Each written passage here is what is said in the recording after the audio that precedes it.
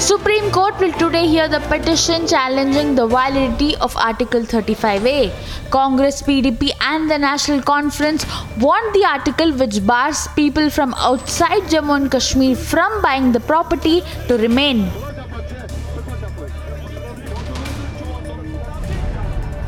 A massive controversy erupted online after several opposition parties targeted the BJP government in Uttar Pradesh for changing the name of Mughal Sarai station. The station has now been named as Deen Dayal Upadhyay station.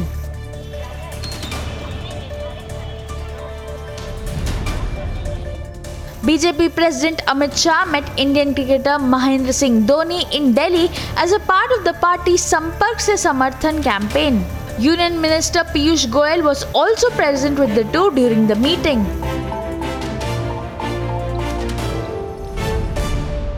After reports emerged that Manju Verma's husband could be involved in Muzaffarpur shelter home case, BJP is now seeking the resignation of Manju Verma until CBI conducts inquiry into the case. Months after following an alliance, rifts have emerged between Congress and JDS ahead of local polls in Karnataka. JDS has reportedly refused to ally with Congress and has announced that they will fight the election solo.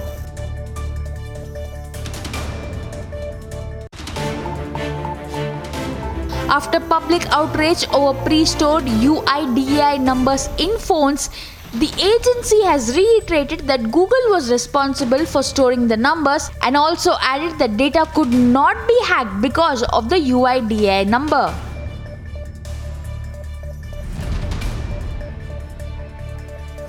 A fire broke out at Calcutta's Priya Cinema Hall when a movie was going on last night. Fire tenders rushed to the spot. Luckily, no casualties were reported in the incident. Minister of External Affairs Sushma Swaraj arrived in Delhi after completing a three-nation visit to Kazakhstan, Kyrgyzstan and Uzbekistan. The tour was a part of the government's Look West policy.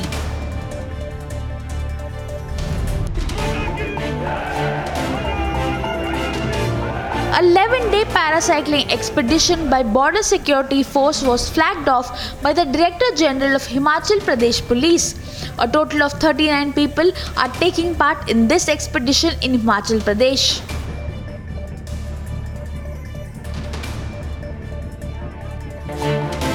Iran has acquired 5 new airplanes a day after US begins restoring sanctions suspended under 2015 nuclear deal. Iran Air has received 13 of the 20 it ordered from the French-Italian manufacturer in April 2017. A Taliban suicide bomber killed 3 NATO forces on foot patrol in eastern Afghanistan in an attack that also wounded a US soldier and 2 Afghan troops. Taliban has claimed this attack, which took place near a provincial capital of Parwan province. Bodies of 3 Russian journalists who were killed in Central African Republic have been brought back to Moscow, where they are to undergo forensic examinations. The bodies have turned over to committee experts and would be examined with the goal of establishing the cause of the death.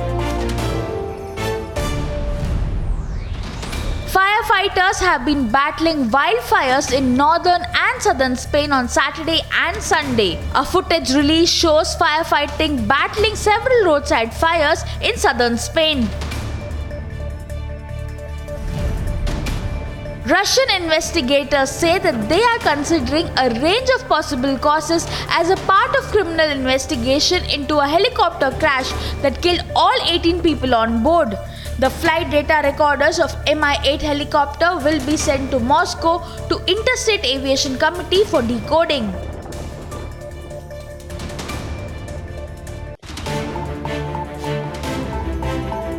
Italy's foreign minister arrived in Egypt, the first visit by an Italian top diplomat since the 2016 murder of an Italian graduate student. The foreign minister met with Egypt's President Abdel Fattah al-Sisi and the foreign minister in Cairo.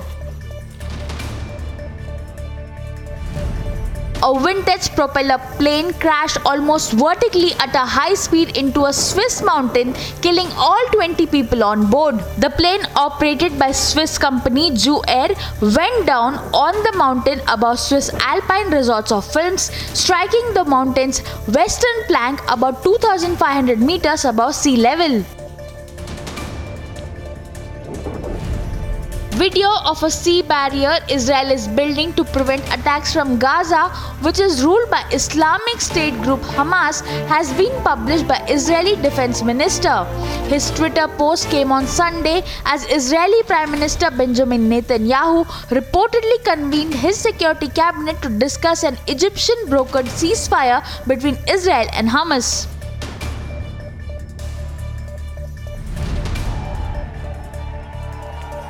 Thousands of angry young people took to the streets of Bangladesh's capital to demand for safer streets, facing police firing tear gas and pro-government activists who attacked them with clubs.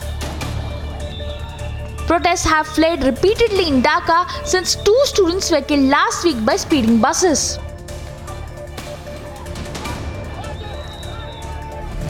A frequent critic of the Chinese government took to his Instagram account and said that the government had been targeting him and that the demolition of his studio began without prior notice. It is, however, unclear whether the demolition is targeting him, as the Beijing authorities have been demolishing large swaths of suburbans in their past year in a building safety campaign.